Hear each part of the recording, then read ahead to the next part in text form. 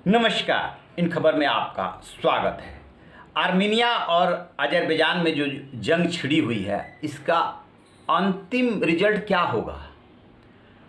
दुनिया जो है समझ रही है कि ये विश्व युद्ध का केंद्र बन सकता है। लिहाजा कल रूस, अमेरिका और फ्रांस ने ज्वाइंट स्टेटमेंट जारी किया है और इन दोनों देशों से जंग तत्काल रोकने को कहा है कि बातचीत करके समाधान निकालिए। पहले रूस और फ्रांस में बातचीत हुई और बाद में अमेरिकन राष्ट्रपति ने भी उस पर मुहर लगा दी, लगभग वही बयान दिया।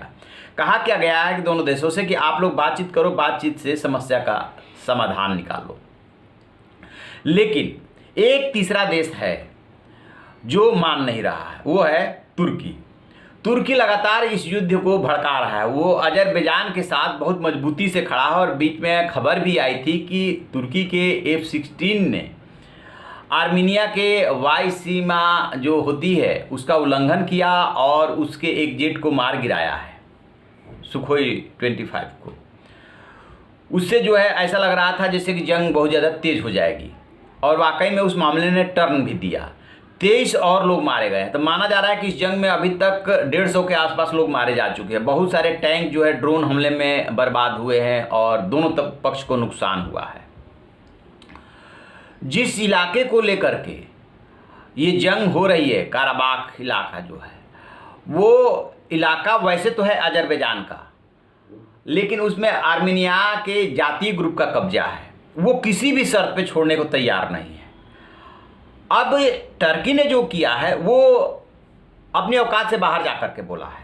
एक तो टर्की और पाकिस्तान दोनों पे आरोप ये है कि अपने इनके जो लड़ाके हैं, यानी कि जो आतंकवादी हैं, उनको ये भेज रहे हैं वहाँ पे लड़ने के लिए। जो विवादित क्षेत्र है, 4400 वर्ग किलोमीटर का विवादित इलाका है, उसको लेकर के 91 से 94 तक और 80 के दशक में युद्ध हुआ था। 30,000 लोग मारे गए थे, सैनिक और सिविलियंस।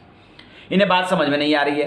तो एक तो ये आतंकवादी भेज रहे हैं, दूसरा टर्की के जो राष्ट्रपति है एर्दोगन, उन्होंने कल अपने पार्लियामेंट में कहा है कि अमेरिका, रूस और फ्रांस इससे दूर रहें। अब अंदाज़ा लगाइए कि आप महाशक्तियों को चुनौती दे रहे हैं, वो शांति की अपील कर रहे हैं और आप कह रहे हैं कि आप दूर रहिए, और वो खुल करके अजरबैजान के साथ हैं। यानी कि आप आर्मीनिया के पक्ष में ना बोलें। आर्मीनिया ईसाई कंट्री है, मतलब ज़्यादातर ईसाई लोग रहते हैं। स्वाभाविक सी बात है कि अमेरिका हो, फ्रांस हो, रसिया हो, उनकी सहानुभूति उनके साथ रहेगी।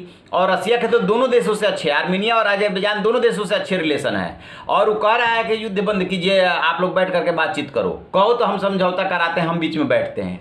लेकिन टर्की इस बात पे अड़ा हुआ है कि नहीं, हर हाल में जो है हम उस जगह को जो है लेके रहेंगे और अजरबैजान ले करके रहेगा। यानी कि अजरबैजान की तरफ से टर्की और पाकिस्तान युद्ध लड़ रहे हैं।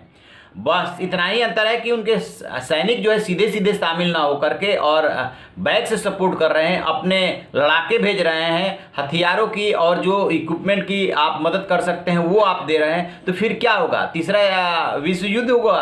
तीसरा, यदि आप नहीं मानोगे, पहले और दूसरे विश्व युद्ध का इतिहास है, कैसे शुरू हुआ था।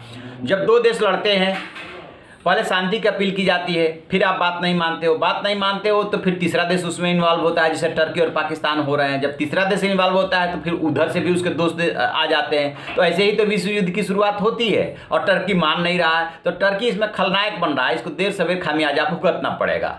तो आप ऐसी खबरों के लिए देखते रहिए हमारा डिजिटल चैनल इन खबर। Thank you. इन खबर चैनल को सब्सक्राइब करें और